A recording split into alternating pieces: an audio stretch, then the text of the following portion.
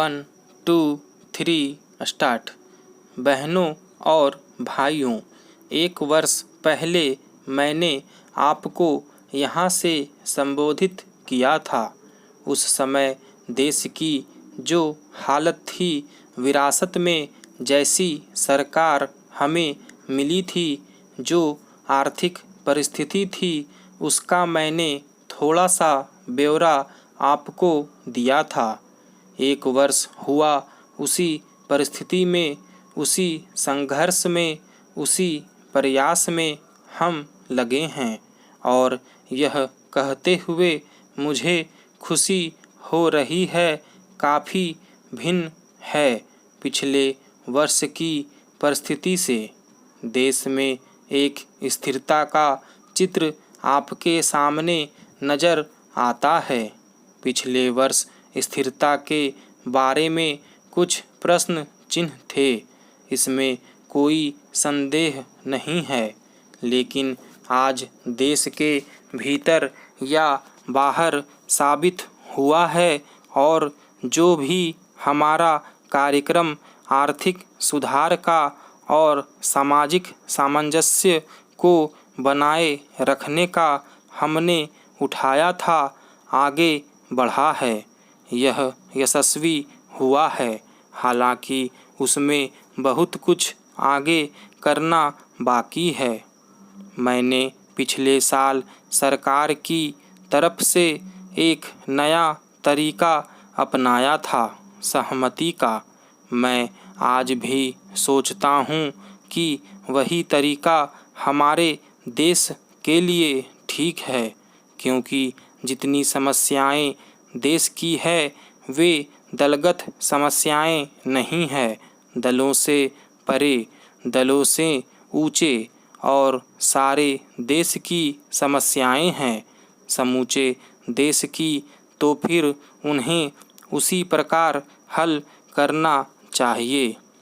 सभी दलों से, सभी वर्गों से, सभी सदस्यों से बात करके और सबसे विचार विमर्श करके ही इनको हल किया जा सकता है। आज भी मैं यह मानता हूँ कि यही तरीका अच्छा है और मैं कहना चाहता हूँ कि इसी तरीके को हम जारी रखेंगे। जहाँ तक कि आर्थिक व्यवस्था का सवाल है, काफ़ी सफलता हमें इस दिशा में हुई है। पिछले साल जो हमारी परेशानी थी वो आप जानते ही हैं। यहाँ तक कि हमें सोना भी गिरवी रखना पड़ता था। 1000 करोड़ से ज़्यादा हमारे पास विदेशी मुद्रा नहीं थी। शायद 1 सप्ताह के अंदर हम बाकीदार बन जाते और हमारी साख एकदम राख में मिल जाती।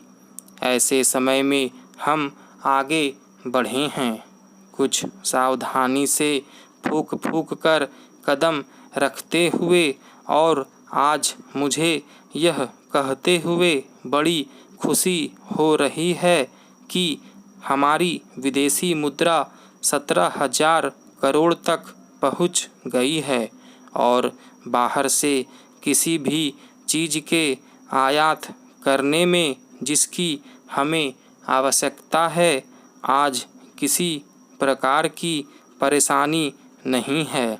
दूसरी तरफ वर्ष भर के प्रयास के बाद अब हमारे निर्यात भी कुछ बढ़ने लगे हैं।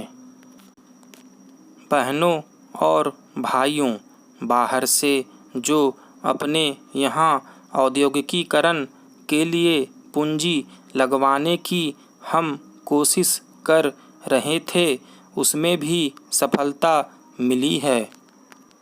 कोई 3,000 करोड़ से अधिक आज तक संकल्प हमारे पास आ चुके हैं। थोड़ा समय लगेगा ये पूंजी लगने में, लेकिन ये बहुत बड़ी रकम और ये केवल रकम के दृष्टिकोण से नहीं बल्कि प्रौद्योगिकी के दृष्टिकोण से भी बहुत महत्वपूर्ण है। और इसके साथ साथ जो हमारी देसी पूंजी है यहाँ के उद्योगपतियों की, वह भी काफ़ी बड़े पैमाने पर लगने वाली है। उनके जो आवेदन हमारे पास आ चुके हैं और उनके हिसाब से लगता है कि कोई 35-40 हज़ार करोड़ रुपए तक पूंजी यहाँ देसी पूंजी लगने वाली है, जिससे औद्योगिकीकरण को और आगे तरक्की मिलेगी और उसे आगे बढ़ाया जाएगा। अभी तक महीने 1.5 महीने पहले तक सोच रहा था कि इस साल कुछ बारिश कम होगी, कुछ परेशानी होगी, लेकिन अब मैं सुनता हूँ कि कुल मिलाकर देश में बारिश अच्छी हुई है, अच्छी फसलें होने की आशा है। इसलिए इस बात की आशा हम करें कि एक आम खुशहाली देश में रहेगी और परेशानी से हम मुक्त हो जाएंगे।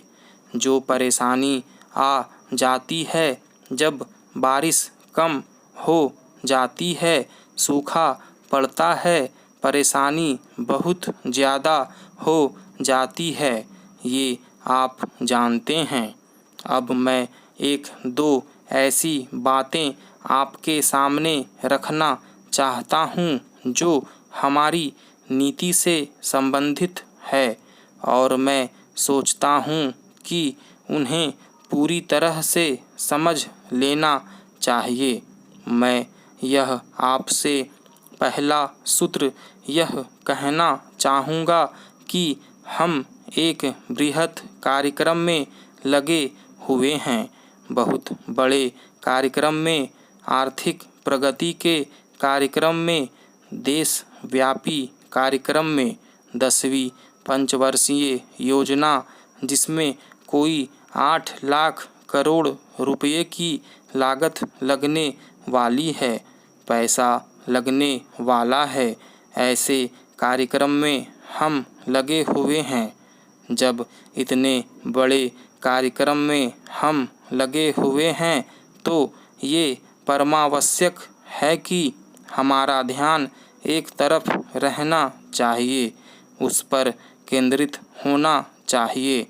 उस कार्यक्रम पर इधर उधर हमारा ध्यान नहीं जाना चाहिए।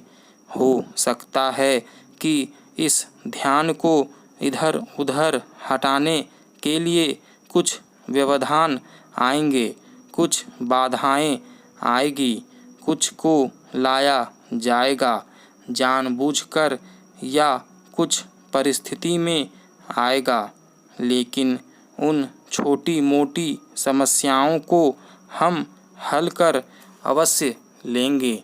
स्टॉप।